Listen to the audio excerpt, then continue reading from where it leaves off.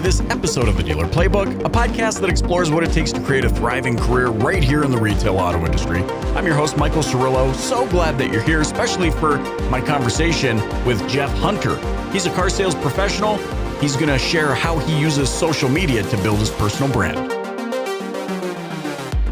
General Motors Jeff. Now, when it comes to personal branding, social media, anything of that nature, I'm always inclined to get those individuals on the show that have realized, like, yo, I don't have to show up and just like be a car sales pro. I can be back in the day, Robert Wiseman used to call them automotive-preneurs. Yep. So I want to dig into this with you because, I mean, just car sales professionals all over the world. There's millions upon millions out there, right? I think to last check, there's 300,000 new car sales professionals just in the United States. I can't remember what the number is in Canada, but I mean, when you factor in everywhere in this world that a car is sold by a car sales professional, and then you contrast that against the number that are like branching out and doing something different and integrating personal interests in with who they are or who they want to represent to the community, that number gets a lot smaller. So I want to just ask you right out of the gates. I mean, what was it that made you think, hey, I got to do something different? So I've always been kind of a social media person and involved with Facebook kind of, when it first came out. My dad used to run a business, a power sports business actually, and I sort of got involved with it then. And this was, going back over 10 years ago now. So I knew that there was a way to reach people, in a cost-efficient way, number one, and in an easy way, and a fun way too, right? So that transitioned over on the automotive side. The interesting thing was it took me a few years before I did that in the automotive side because I wanted to get my knowledge, down first. And, it's interesting jumping from a power sports industry to an automotive industry. It's not the same thing. And obviously I work for General Motors, a General Motors dealer, and there's 4 lines and there's tons of products. So, but the main reason I did that was just because, I wanted to gain an audience that I would not maybe normally be able to reach, right? So now the elephant in the room, though, is General Motors Jeff. Does this mean it's like, dude, come hell or high water, I'm a General Motors guy? Like, that's just it. You know what? I mean, obviously, I've been since I was a kid. It's the only dealership I really did want to work for. It's pretty easy when you believe in a brand to sell it. You're being honest. You love the product. There's a passion for it. Ultimately, there's some pretty awesome car manufacturers out there. I'm sure I could change my name if it ever came down to it. But, in the circles I live in here in Sault Ste. Marie, it's a pretty small community. And ultimately, this is the dealership living here that I wouldn't want to go to another dealership. And we don't have any of the exotic dealerships and all that kind of stuff. We just have the major brands.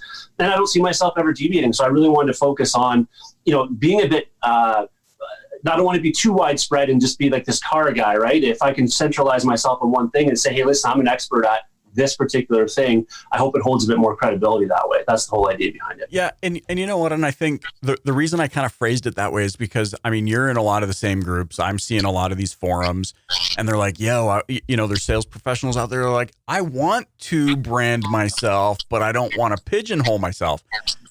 What I love about this is it's the reverse. It's like, no, I know deep inside of me, I'm committed. Therefore, I'm going to go all in. And it reminds me of, subject matter we talked about earlier in much earlier episodes of the show, which was like, you got to niche or niche down until it hurts.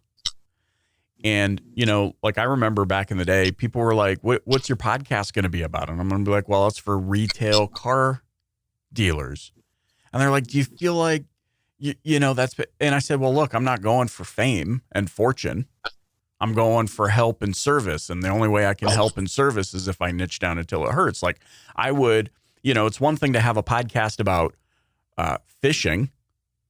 It's another thing to have a podcast that's devoted to fly fishing in northern Alaska. Absolutely. And so that's kind of that's what I'm taking from what you're doing. And I see the importance of that because it shows like, this isn't just a you versus the dealer thing. This is like, no, this is a me and the community thing. Right. Right. And ultimately, the way I look at it too is, I mean, I keep preaching this: do social media, to salespeople. You'll see some of my posts on LinkedIn. It's not always car oriented. In LinkedIn, I really focus on guys. You got to get out there, girls. You got to get out there and you got to do this. You got to, sell yourself, your business within the business, and so on and so forth. And I'm also a realist, and I also realize that people are eventually going to catch on to this. And if I'm just Jeff, the car guy, I'm going to get lost a lot more easily in the sea of Joe the car guy and Jen the car girl and all this kind of stuff. And if I can focus myself on one particular area, as you mentioned, I think that's just the way to go, because ultimately, again, there's going to be more people doing it. If you can, represent yourself as an expert in one certain category and build myself up before the flood of people start doing it, right. That's been my whole goal since day one. Get ahead of the game. Yeah. And if I'm understanding correctly too, it seems as though you had realized I'm all in on something. I believe deeply on this, and now I'm going to make myself visible about it. Like I'm going to make myself known. Is that how it happened for you, or has it been more organic and growing kind of into the social media thing? Yeah, it's actually been pretty organic. I mean, ultimately, initially I just started again to try and let people know in my community that, hey, I'm not involved in this power sports industry. This is my new game, and just to get people knowing what I was doing to begin with. And then it sort of branched out now into YouTube and into LinkedIn and doing some other things. But it naturally progressed, right? It wasn't a forced thing. It wasn't, and I think that was the best way. I had a person within the dealership who had been bugging me to do it, and I knew I needed to do it. And finally, I just took a video one day of just a walk around on a 2018 Chevy Traverse. That's kind of when I started, and I got some good feedback from it, and then I got some confidence from it, and that's kind of where it built from there. And I got feedback because I had people coming in asking about the vehicle I did right on my first video. So right. I'm like, man, if I can do this more and I can get better at it, it's only gonna cast that net even further, right? So that was kind of how it started for me.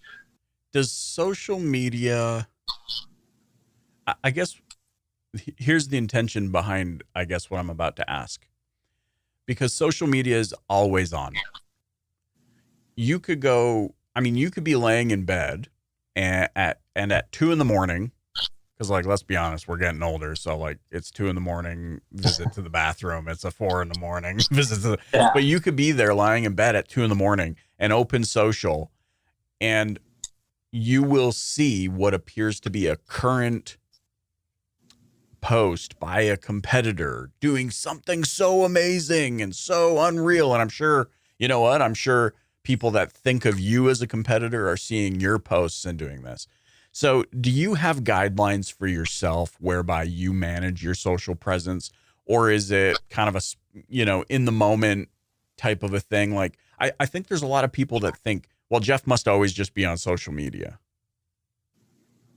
Yeah. So I think there's definitely value in having guidelines. I think, unfortunately, I haven't been doing that. Like, I know there's good things about posting at certain times and being consistent, but, that wasn't me from the start. And I think, I do it naturally. An idea comes to my head. Like today, I just had an idea. I went out into a car, shot a quick video, boom, that was it. Right. And that's right. Kind of what it's got to come to me. It's got to be natural, because I kind of enthused. I'm excited about that at that particular time. I think if I'm so much more regimented, I'm getting to be too polished, and then I'm losing that humanizing fact, I think, or feature I've got to customers. Again, that's the downside with salespeople, is we've all been kind of pegged as being, in the past anyways, as not being professionals, but as being like these slimy car salesmen and all this kind of stuff. And I think the more human more real I can make myself, whether it's a mistake in a video or just being a natural with it and being sporadic with it, I think that, to me, has been working for me anyways. I'm not necessarily saying that that's the best way to go about it, but I think that there's so much polished in the industry when it comes to the manufacturer.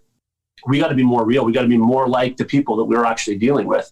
And so that's kind of why I've done it in the way I've done it, where it's just been off the cuff, to be completely honest with you. Yeah. And don't get me wrong. I think, that was kind of why I prefaced the question, because it's about extracting, like, hey, what works for you? And I think if we're being completely honest, that in the moment nature of social is probably how most people navigate it. So the follow-up question I'd want to just dig into your brain is, because I can just hear people asking, well, then how do you get to, so you're in the groove and you're doing something that's building your business, you're making calls, you're doing whatever you got to do as a sales professional. and then you have an idea and you drop that and you go and do that. How do you navigate your day to ensure that you're ultimately getting everything done that you need to get done? Yeah, and sometimes that's a hard thing. Sometimes it's not, because as we know with salespeople, we do have downtimes. I mean, maybe not so much in some of the major centers where you have a little more of a steady traffic flow, but where I am, we don't necessarily have a super steady traffic flow. And I've started to get really good at making appointments, right? So I kind of know, and I can map out my day in that regard. So I know that, okay, I know I have this, and this going. And if I have an idea, sometimes I have to write it down, because I will have somebody coming in 15 minutes. I don't have time to go and do that. Right. Right. But again, it's one of those things where I just, I find the time, because there is times where I can just be sitting there drinking a Red Bull and looking at, the latest Motor Trend article or whatever. But instead I could be outside and actually doing something that's going to come back to me and to the dealership, because, I'm not only just doing it for myself, I'm doing it to make, obviously the dealership as a whole. There's people that benefit from the things I do at my dealership as well. Especially again in the community I live in, it's a lot of people who have dealt with people for years before I was ever in the industry. So listen, they might not come and deal with me directly, but they might deal with Joe, who has been there for 10 years and, but they saw the video, they know that product's out, or that this deal's out or whatever. So I think that I'm not only helping myself, but the dealership and even some of my coworkers by doing it. So I think I can justify the value of my time if it's 20 minutes or 15 minutes to take and do that, because I'm hoping that's going to come back. Yeah, I think pay back, right? So, and you know what? I love what you're saying. That I think that's the key to this whole thing is building a personal brand doesn't necessarily mean that it's just for you. Like you got to be a true team player if you're going to build your personal brand, because that there's going to be a residual compounding trickle effect from you to your associates. And who knows, maybe that'll inspire them to do something. But I think, often in the Shark Tank, I think too many people are like, but if I do this, then Johnny's going to benefit. And it's like, dude, why wouldn't you want Johnny to benefit? Exactly. How do you navigate that in your mind? Like, is that part of who you were? Like, is that part of how you were raised to just be like, hey, well, like, come one, come all? Or I think, have you gotten there? It may have just become, because again, my father ran a business that I grew up in, and everything we did was for the business as a whole. So I think when I came into the industry, I didn't come in solely focused on myself. Of course, I mean, let's be honest, I am to an extent. I have kids to feed and a house to pay for, to keep a roof over my head. But I also know that the more healthy the whole dealership is, the better opportunity it is for me as well. Like, you know what I mean? So I think I came with a business first mentality more so than just myself first. Right. And, I feel like if I was all in for myself, guess what? When Cindy comes in on a Saturday, I'm not going to get help from any of my coworkers, because I'm not helping them in any of my free time, or I'm not doing anything to help them. But I think if they've seen somebody come in and say, yeah, I saw Jeff's video on the Heroes bonus or whatever that's out right now, what's going on with that? And they sell a vehicle from it. I know mentally they're going to remember that. Right. And I think, again, just a healthy dealership and healthy coworkers is only going to make my life that much better as well. Sure. Let's talk about what you do with a video, for example. So you get an idea, you film it, you post it. And I think for a lot of people, that's where it dies. It's like, well, I posted it, it's out there, and happy day. Do you have any method of like, no, I can grab that thing now, like it's in a catalog for me, and I can grab that thing 3 months down the road and still find benefit for it? Are you repurposing, or what do you do? Oh, 100%. I've done it numerous times where, customers asking about a particular vehicle, and like, hey, listen, I just did a video on that 3 weeks ago or whatever it was. And here's a link to it, or go check this out. Especially now with the pandemic that's going on and so many people not wanting to go out. It's my Facebook has blown up over the last month and a half. I almost can't keep up between texting and Facebook messaging and things like that, especially for a small community. It's actually very surprising because people want to know as much information as they can before they step in the dealership. So I've absolutely been using some of my previous content to interact with people. And so I don't have to go out there and do it, right? Because I don't have to take that extra 15 or 20 minutes to go do something. Hey, I've already got the catalog. Here it is. Yeah. So there's this residual value to building this catalog. And what's actually simple too is something that a lot of people I don't think have done or thought about, but not only is it the video, I can actually tailor it to people, because all I do is do a voiceover of a video I did before, and I can voice over. I already know the product. If it's a Chevy Silverado, I know the thing inside out and backwards. Yeah. I just say, hey, Taylor or whatever the person's name is, blah, blah, blah, blah, blah. And then just basically go into the video about it. The video is already done. It's already completed. I'm just repurposing it. So again, there's so much justification. Every time I'm out there, I never feel like I'm wasting my time at all, ever. Yeah. There's that investment up front. Like, hey, we're building something out here. I'm building relationships here. I know this is going to pay off, so I'm committed to it. And now you're at this point where it's the snowball flowing down the mountain kind of a thing. Which I think is so impressive. And I love what you're saying. It's like, hey, I invested here because I know it's going to save me over here. And it's going to continue to save me. Like, it could be 5 years down the road and somebody's going to be calling on what is now a pre-owned unit, a 3-year-old or a 5-year-old pre-owned unit. And that video is still going to work because the vehicle didn't change. Yeah, exactly. So let me ask you this. I mean, how do you deal with, the staying committed part? Because I think that's where a lot of people struggle. I mean, I know admittedly that's where I've struggled in a lot of ways. Yeah. How do you say, no, wait, Jeff, I'm building relationships here. I gotta stick with this. Cause I think a lot of people just give up too early. You are 100% right. And that is one of the biggest problems, is the fact that people are expecting an immediate return on their investment, right? And the unfortunate part is it's absolutely not going to necessarily be immediate. I'm just over 2 years doing this, and I am now really starting to see some of the benefits from it. So, the downside is, let's be honest, there's a lot of people that do this as a job. They're not looking at it as a career. And those people are never going to do it because they don't look down the road and say, in 5 years when I'm still here, or 3 years when I'm still here, or whatever it is. So I think the people you're going to see doing it are those who consider it as their professional career. They're planning on doing it forever. And it does take time. That's the one frustrating part about it is in our day and age of immediate gratification, it doesn't come that way. It's something that you have to build on. And like I say, the commitment part of it is interesting as well, because, it was hard initially, and then you start to get into the routine. It's almost like working out, right? You get to a certain point where you feel there's something wrong if you haven't worked out that day, if that's what you're into, right? Or whatever your thing is. And so I literally almost get it's very, very seldom where I don't have at least one post on my Facebook, whether it just be a meme or a picture of somebody that did pick up their vehicle, or it's not always a video. I mean, I don't have time to have videos up there every day, but I put some form of content up there. And I just make a conscious effort to do it. I mean, how long does it take? Find an article that's interesting or whatever it may be. It doesn't take that long. Post it on there. And then it makes me feel better when I do it, just because I've continued to do it. But yeah, it took a bit to get into that routine, but somebody told me right off the bat, which I was very appreciative of, is you have to do that. Otherwise, don't even bother doing it, because you're going to get so lost. You're never going to be at the top of people's views, anything any of that kind of stuff, if you're not constantly posting something. And the other thing I've also learned too is, the more content you post, obviously the better opportunity you have. Don't put fluff out there. Put things that are at least of value. But the more you have out there, the more opportunity you're going to reach somebody. Because just because you put 5 posts on your Facebook that day, for an example, doesn't mean that same person's going to see it 5 times. But it could mean that you're going to be hitting different people, because each of those posts should be different. So you're going to be hitting different areas, and different people are going to see it on their timelines and so on, right? So all that being said, it gives me motivation just to keep doing it. Now I can see the fruits of my labor, and that's what I try and tell people. The hard part is telling people that, listen, it's an investment, right? It's an investment in time, and it will start to come. And as you said, it starts to snowball, but it takes a little bit before it gets to that point. But to convince some people of that is hard.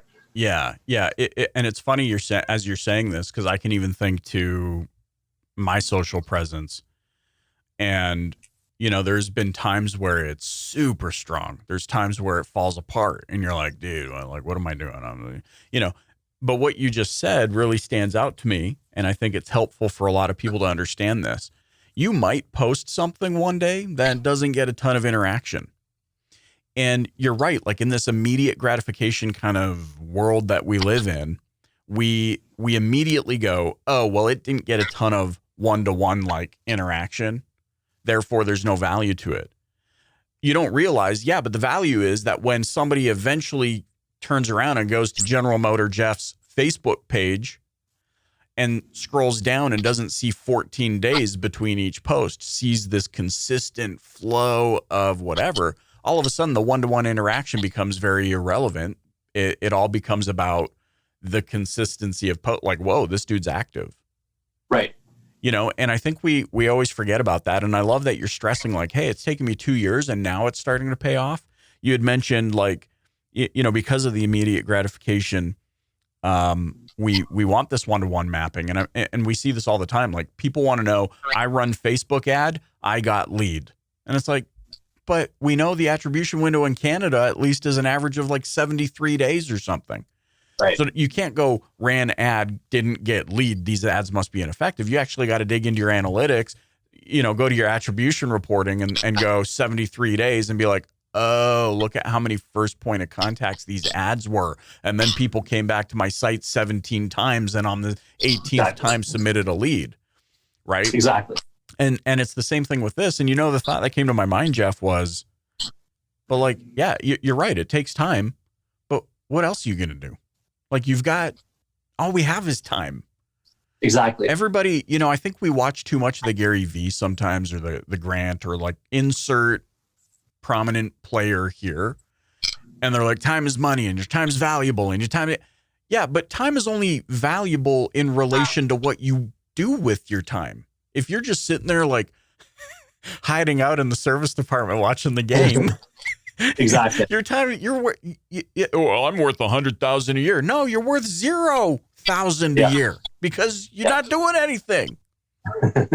You know, and so I love that, you know, you put stress on like, yeah, it takes time, but hey, you're spending the time anyway. Like, what are you doing with your time right now? For those that are listening right now and they're listening to Jeff explain his process here, dude, you're listening. Who, like, if you're going in to be a surgeon, would you not want to be paying attention to what the master surgeon is telling you? Well, we got a master surgeon here who's saying, hey, it took time. I've run my thesis. I wrote my papers. I did my articling. I did my practice. And now I'm seeing the fruits of my labor. Well, like, dude, 2 years. Think of how fast the last 2 years has gone by. I said, I can remember my first video. It was that Traverse in 2018. And it doesn't seem like it was that long ago, to be honest with you. Well, it's yesterday. In relative terms, you're going to look back 15 years from now. You've built this juggernaut book of business with repeat referrals, you know, loyalty, generational customers, right? Like you're at the point where you're going to be, you know, you're seeing dad who had kids when they, you know, who just had a newborn the first time they bought a car from you. Now that 16-year-old is coming to buy their first car from you. And exactly. And I think you just hit that on the head. That was something I did want to mention. And I was hoping it was going to come up at some point in this conversation. Is a lot of people also don't realize it's not just to sell. It's not to advertise, you know, right now. But the whole idea with that I'm now finding, again, 2 years in, is the retention factor, right? So if somebody you've already sold to, you put your picture up there, they're always following you. They're liking your stuff every now and then. You know, I sold this person a GMC Sierra. Anytime I put something GMC up, a lot of times that same person's liking it. Dude, they're going to remember you, right? Like you're not going to be forgetful in that person's mind. I mean, obviously we still have to make our calls or emails, but you know, I have a relationship past just that sale with these people now because I'm in their face more and I'm always constantly reminded. And when they, whether it be a family member or a friend, like, hey, listen, you know, go check out his Facebook, or this is the guy I dealt with, or, you know, oh, I know, you know, I've had customers say they shared a video I did with one of their friends who was looking for a particular vehicle. So I'm usually going to be using this as a huge retention tool as I go forward. Obviously, the longer I do it, the more it's going to work as a retention tool. But I've already seen that it is a retention tool for me because there's customers I sold to 2 years ago that are still commenting on there now, right? And I think from a lot of people, I've seen it. When I first came in this industry, I saw people would come to the showroom and like, well, who'd you buy your vehicle from 4 years ago? I don't remember. Right. Yeah, like it's so easy to forget people, even if they're still at the dealership. So I'm looking at it as a huge retention tool as well. How do you, because obviously the competition is fierce, and we're looking at, I guess let me preface this. The competition from face value is fierce. I'm a firm believer that my true competitor is who I see in the mirror. You know, because nobody else really knows what I want in my life, and I don't really know what everybody else wants in their life. Like, I don't know what your true definition of success is, so it would make no sense for me to like be chasing what I perceive you're doing, because then it just seems inauthentic. But you've maintained an authenticity in a very competitive market. So I guess my question is, what do you do? What mechanisms have you found or have put in place to ensure that every piece of content you put out or every social post you put out is authentic to who you are?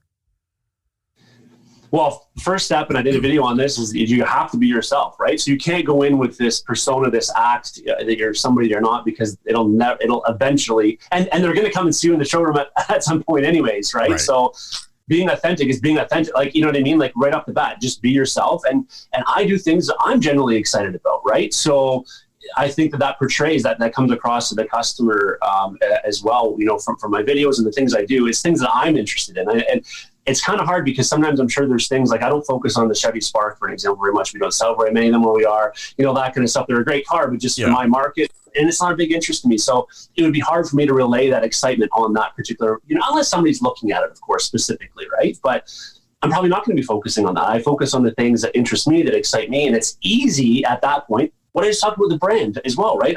If I was doing another brand, I'm not bashing any of the brands. Everybody's making good stuff, but it would be hard for me to be excited about this certain model if I wasn't genuinely excited about it, right? So I do the things that I'm excited about, and I think and hope that comes across as being genuine, because it is, being authentic because it is, right? So that's what I found, is you just have to do the things that you're generally interested in, you're generally excited about, and don't force anything. Like anything forced, people are going to read through that in no time.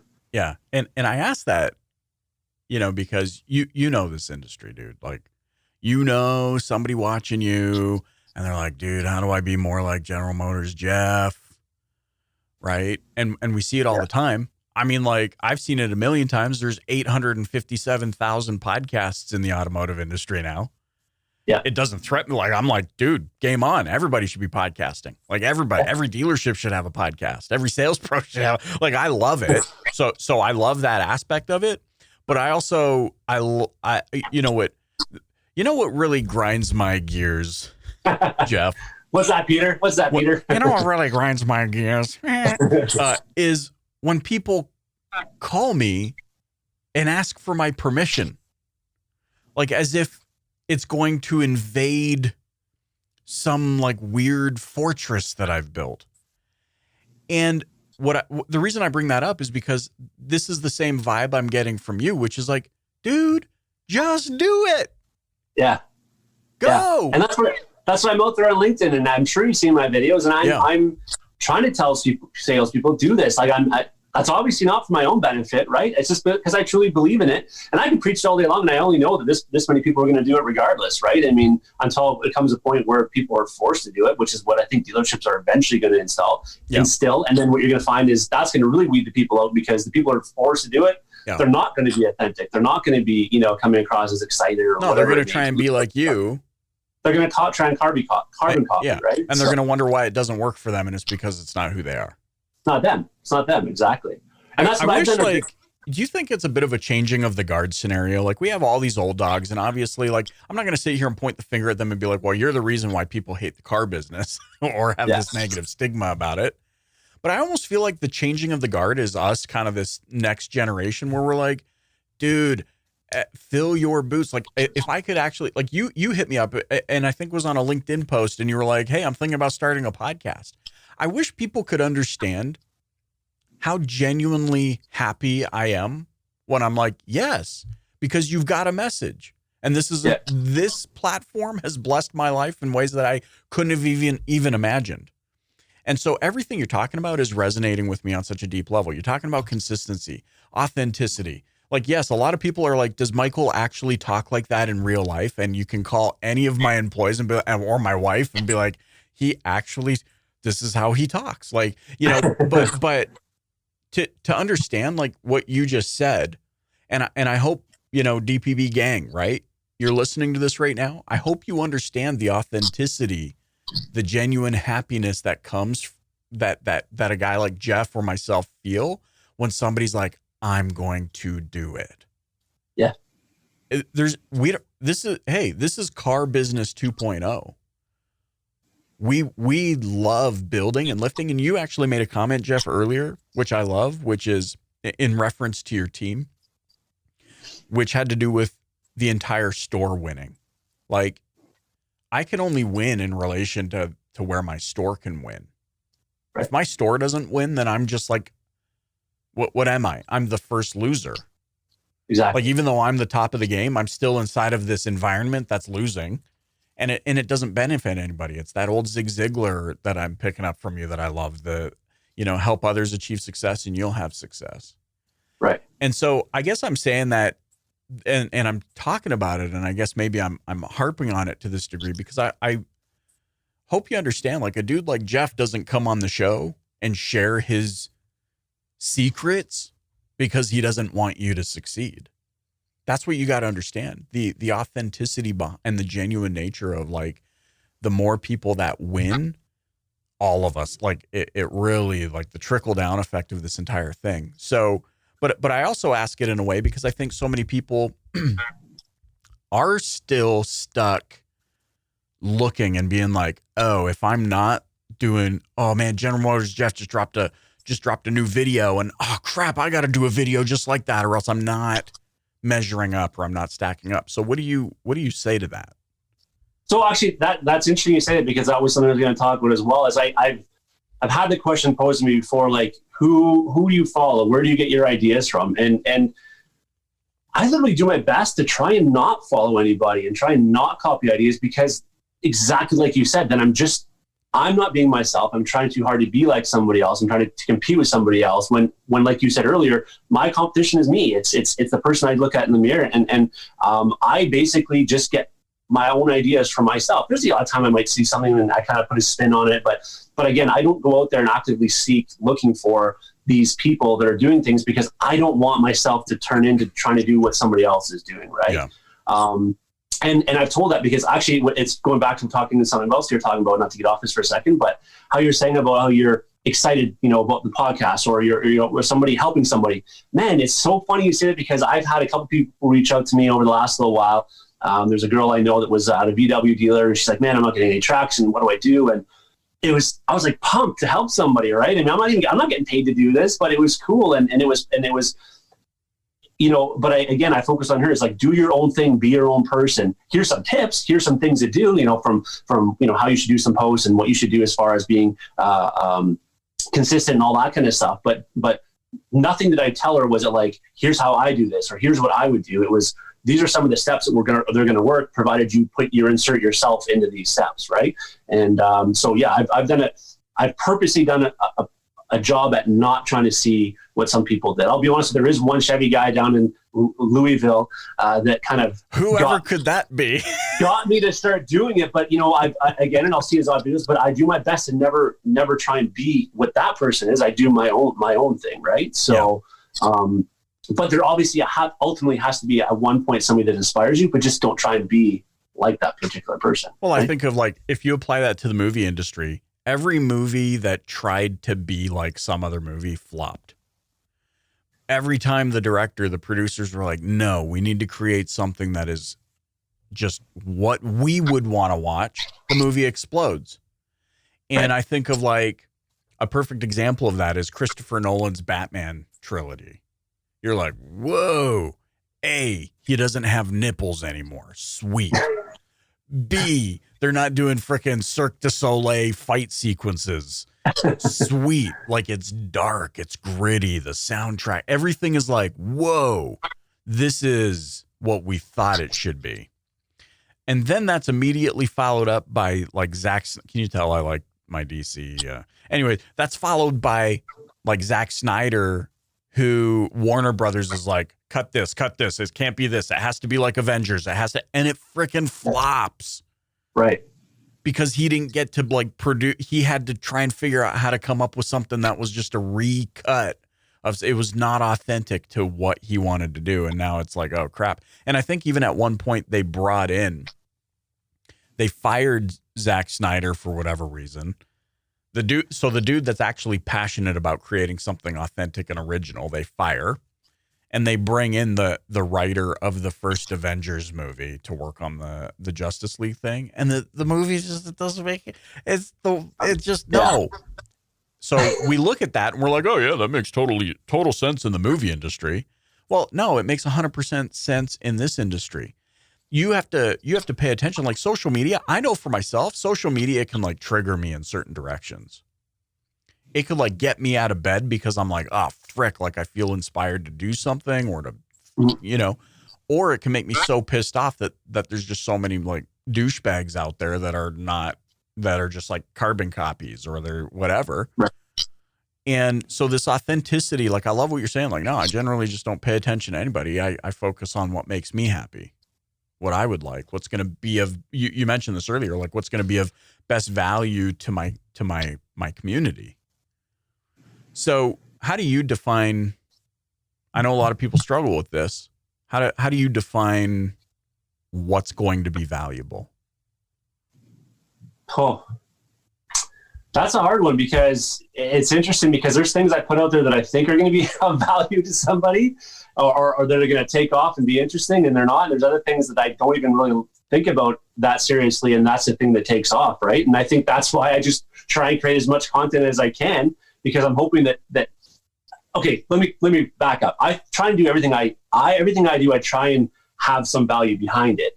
But I do as much of it as I can so that hopefully that'll resonate with, different individuals, right? Because ultimately, what I find valuable might not, in one instance might not be to somebody else, but it might be to somebody else, right? So, that's a little bit of a hard question because I go in trying to make everything valuable. It's just whether you would find that valuable or somebody else does is different. But yeah, I mean, it makes sense though. If you're going to make a video about a GMC truck, people that aren't interested in trucks aren't going to find that valuable, but or maybe something that's so common sense to you because you're in the trenches every day is going to be valuable to the person who's first like you are their first interaction.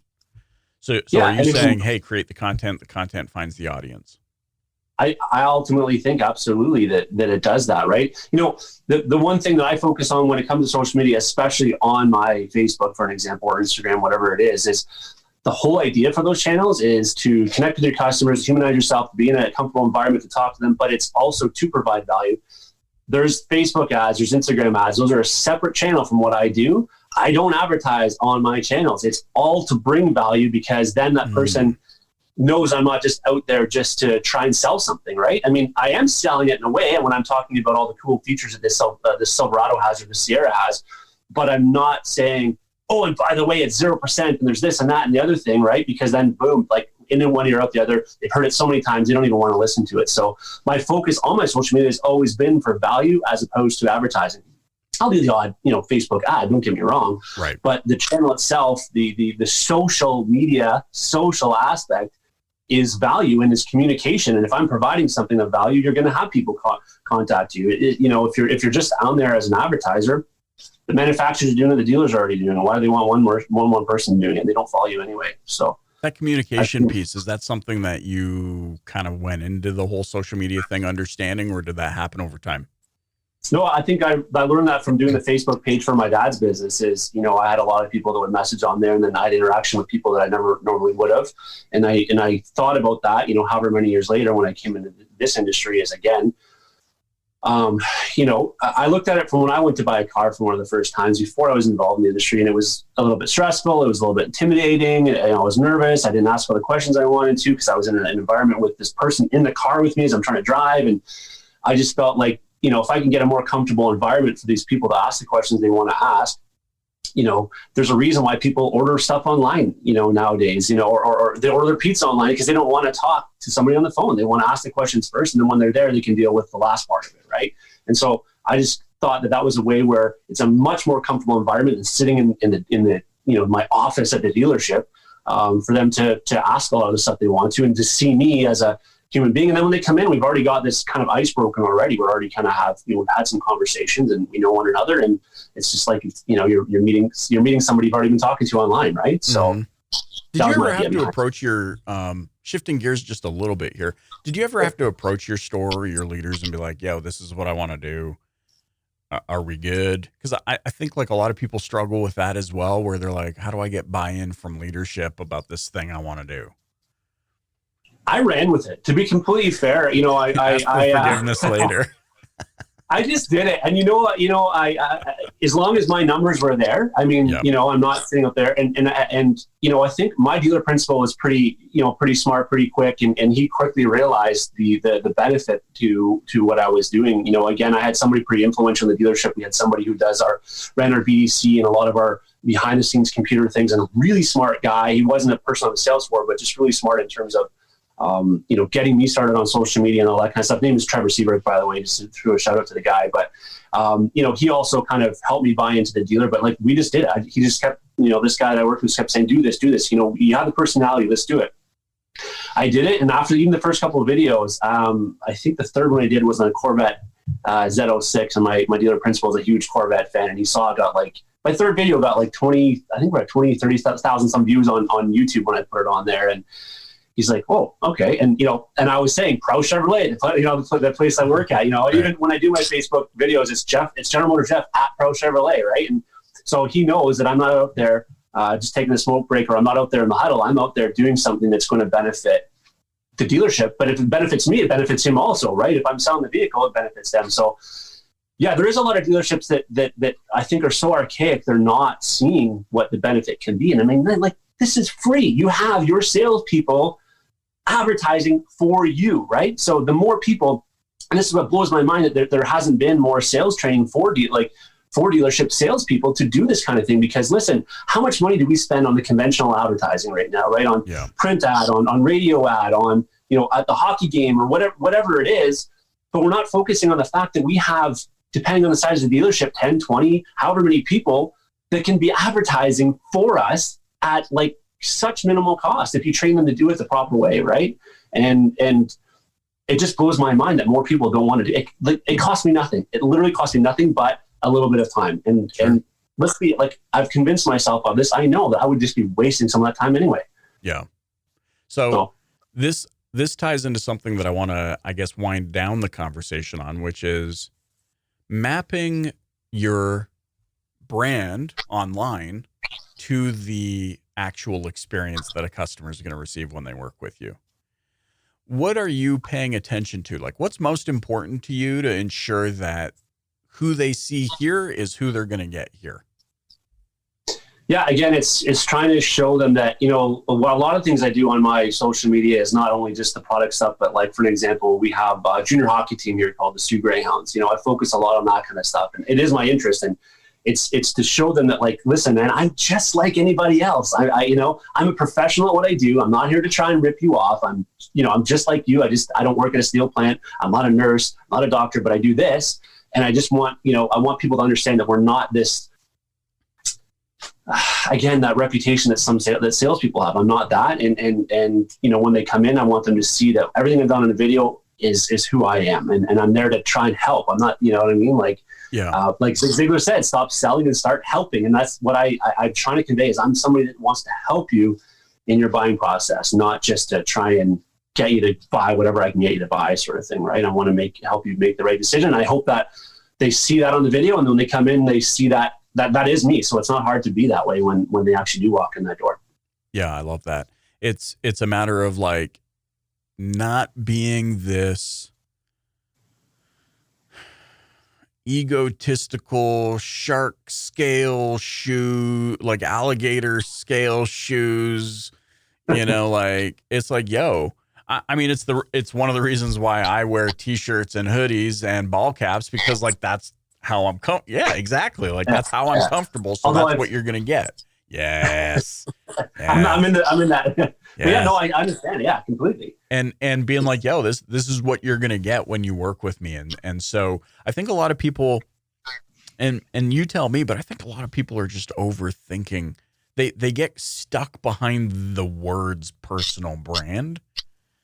And I mean, like, I hope as they're listening to you speak, they're inspired, because I'm inspired. Like, I've even got ideas like, yo, I could be like shifting the way I think about, what I'm doing, because it's always, what I'm picking up on here is service.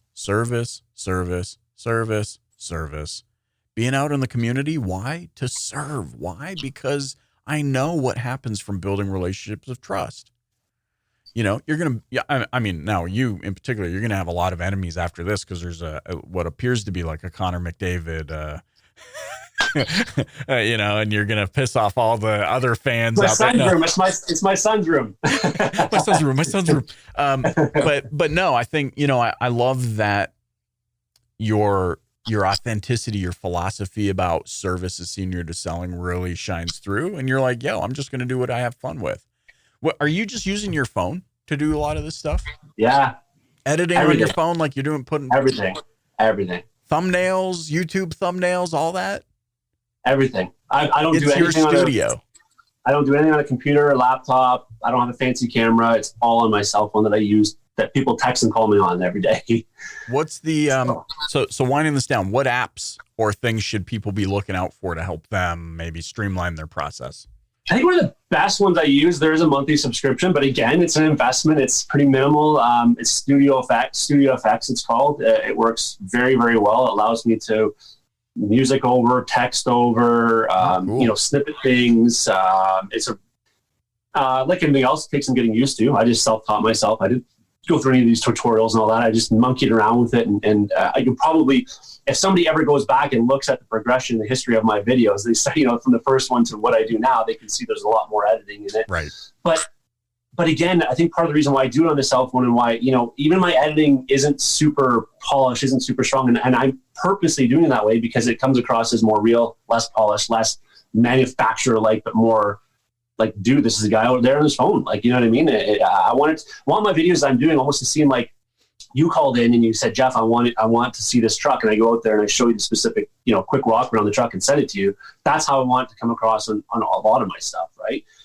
When it comes to Facebook and interacting with my customers, at least. So yeah, YouTube, I do a little bit more polished on it, but even there, like I've found that some of the stuff I try to make look more professional gets way less views than the stuff that's just like, I just had this Equinox parked in front of a, you know, sea can or something. You know what I mean? Like there's no rhyme or reason, but I just feel like the more natural it is, the more people can resonate with it and more people seem to be interested. They don't want to watch the advertisement. They want to watch what a real world person is looking at, how they're looking at this vehicle and what they're doing with it. Yeah, because it feels attainable. Right. It makes you feel attainable. Like nobody's calling up, I don't know, insert celebrity name here, because they're like, dude, that person's not touchable. And then all the celebrities are sitting there going like, no, you can contact me anytime. I'm just another dude that hates going to work sometimes or whatever. Yeah. Right.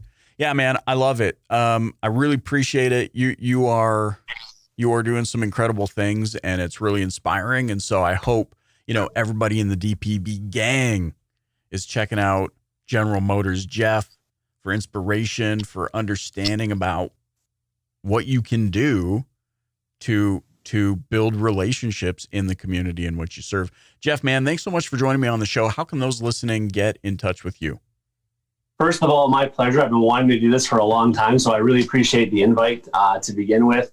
You run an awesome podcast, and I know I don't talk about people who inspire me, but you're definitely one of them. So I want to thank you for that. Okay, in terms of getting a hold of me, the reason I picked General Motors Jeff is because when you Google, there's a lot of easy ways to find me that way. But YouTube is General Motors Jeff, Instagram General Motors Jeff, LinkedIn is General Motors Jeff or Jeff Hunter, and then but on Facebook for anybody maybe locally who might be watching it or wants to know how to do a Facebook page, it's Jeff Hunter @ProChev. So it's Facebook /Jeff @ProChev, Jeff Hunter ProChev. So that's it. You're the man. Thanks so much for joining me on the show. Cheers, man. Appreciate it.